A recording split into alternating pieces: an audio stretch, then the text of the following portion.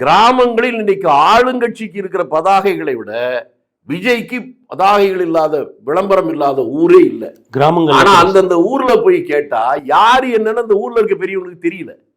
யாருன்னே தெரியாதவர்கள் போயிட்டு இருக்காங்க. வெளி உலகத்துக்கு தெரிந்த, அங்கீகரிக்கப்பட்ட, விவரம் தெரிந்த, பார்த்தோன்னே இருக்கிற மாதிரி இல்லை. ஒரு அதுக்கு தான் நான் காட்டாற்று வெள்ளம் சொன்னேன். அடையாளம் தெரியாத ஒரு பெரிய கூட்டம் இருக்கு.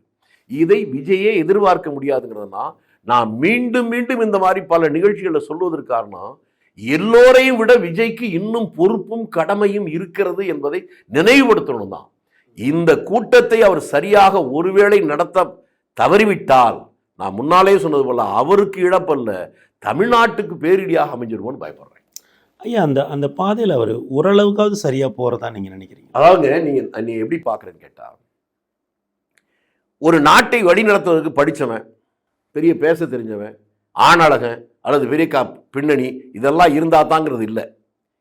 நல்ல எண்ணம் அவனுக்கு இருந்தா போதும். நான் விஜயை பொறுத்தவரை பார்க்குறேன்னா, அந்த அம்பி இதோடு நான் பார்த்தது கூட கிடையாது. எனக்கு எந்த பழக்கமும் இல்லை. சொன்னால் சில பேர் இல்லை பொய் சொல்கிறான்னு கூட சொல்லலாம். உண்மையிலேயே நான் இன்னும் பார்த்ததே கிடையாது. ஆனால் அவர் என்னன்னா, அவருடைய தாய் மாமன் எனக்கு ஒரு 35 வருஷம் நண்பர். அப்படியா? PL சுரேந்திரன் சொல்லி. ஒரு 30 வருஷத்துக்கு முன்னாலாம் நான் சென்னைக்கு வரும்போது ரூமில் ஒத்துக்கி இருக்குல்ல, ரூமுக்கே அவர் வருவார். வந்து ராத்திரியெல்லாம் பிரமாதமாக பாட்டு பாட வச்சு நாங்கள் கேட்டு ஒரே மகிழ்ச்சியாக இருந்த காலங்கள்லாம் உண்டு. இப்போ அவர் குடல் நம்ம கொஞ்சம் குன்றி போச்சு. அவர் மூலமாக அவர் அந்த காலகட்டத்தில் விஜயுடைய தந்தைக்கு கூட பெரிய மார்க்கெட்லாம் ஒன்றும் கிடையாது. குடும்பம் நடத்துவதற்கே கஷ்டப்பட்டு கொண்டு வந்த நேரம். அப்போ இவர் தான், சுரேந்தர் தான், அவங்க மாமா தான் பாடகராக இருந்தார். அதுக்கப்புறம் திரைப்படத்தில் பிரபலமான சில நடிகர்களுக்கு அவருடைய குரல், நல்ல குரல் இருந்ததெல்லாம் இருந்துச்சு. அதில் நிறையா வருமானம் வந்து இந்த பையனுக்கு காரணமே இல்லாமல் நடன பயிற்சி கூட கொடுத்தது அவர் தான். அப்போ அவர்கிட்ட நான் ஒரு நாள் கேட்டேன், எதுக்கியா வெட்டியா போய் எல்லாம், உண்மையிலேயே நான் கேட்டேன், எனக்கு நல்லா நினைவு இருக்கு.